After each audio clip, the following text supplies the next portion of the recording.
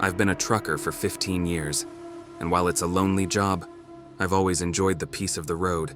But one night, driving through the Nevada desert, I learned how quickly solitude can turn into something sinister. It was nearly midnight when I pulled into a rest area. It wasn't much, just a dusty lot with a single flickering lamppost. I parked, locked the doors, and reclined my seat to catch some sleep. The silence was suffocating. Even the crickets and coyotes seemed to be avoiding the area. When I woke up a couple of hours later, everything felt off. The air was heavy, and the hairs on the back of my neck stood on end. Something told me to keep driving, so I started the truck and hit the road. That's when it happened. As I glanced in my rearview mirror, I saw him. A man, sitting in the back of my cab, staring at me with hollow eyes. My blood ran cold. How had he gotten in? I slammed on the brakes, my heart pounding, and turned to confront him, but the cab was empty. I tried to convince myself I was just tired, maybe hallucinating.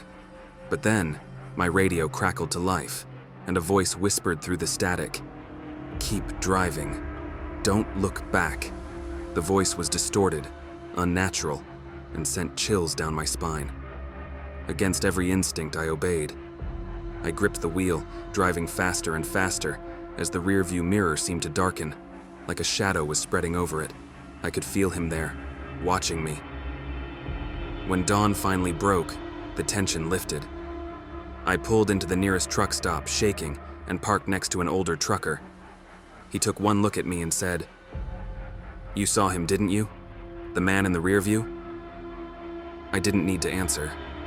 He told me about truckers who had seen the same thing, and how those who ignored the warnings never made it out of the desert. Now, I never drive through Nevada at night, because whatever is out there, it's waiting. It was late, around 11 p.m., and I was driving through Mississippi during a thunderstorm. The rain was relentless, and my GPS directed me to a bridge I didn't recognize. It seemed like a shortcut, and I was tired, so I took it. The bridge was old, narrow, and barely lit. A rusted sign at the entrance read, "Bridge condemned," but I figured it was still stable enough for my truck.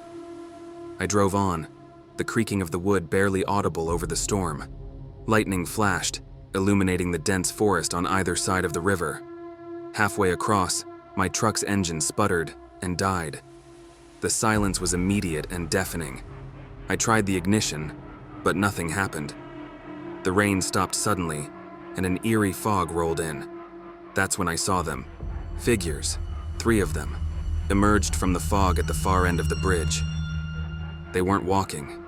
They were floating, their feet inches above the wooden planks. My heart raced as they drew closer, their forms becoming clearer. They were dressed in tattered clothes, their faces pale and contorted as if they were screaming, but no sound came out. I locked the doors, panic setting in, but the fog seeped through the vents. The truck's interior grew icy cold, and my breath came out in visible puffs. The figures were now right outside the windows, their hands pressing against the glass. Their mouths moved, but the only sound was the groaning of the bridge beneath us. I fumbled for my phone to call for help, but it was dead. The figures began to pound on the windows, their expressions growing more desperate, more furious. In a moment of sheer terror, I turned the ignition one last time. The engine roared to life, and I floored it, the truck lurching forward just as the bridge began to collapse behind me.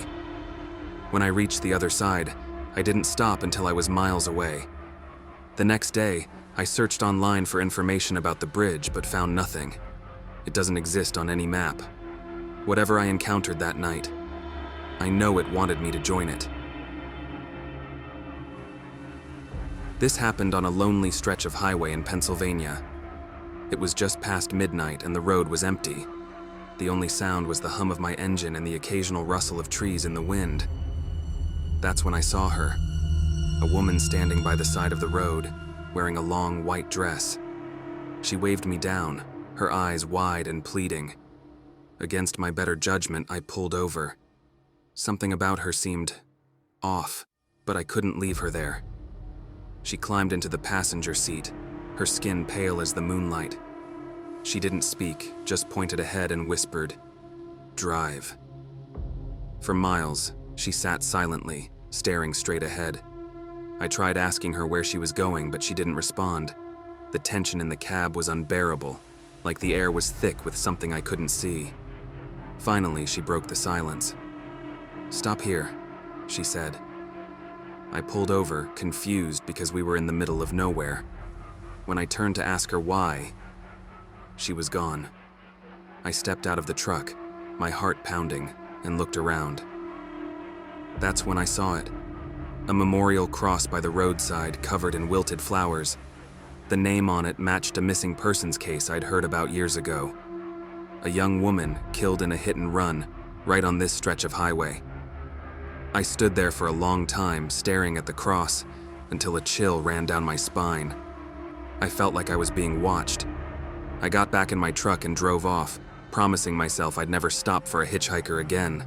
Sometimes when I drive that route, I see her standing there waving me down. But now, I keep going. The highway holds secrets most of us will never understand, but for truckers, these encounters are all too real.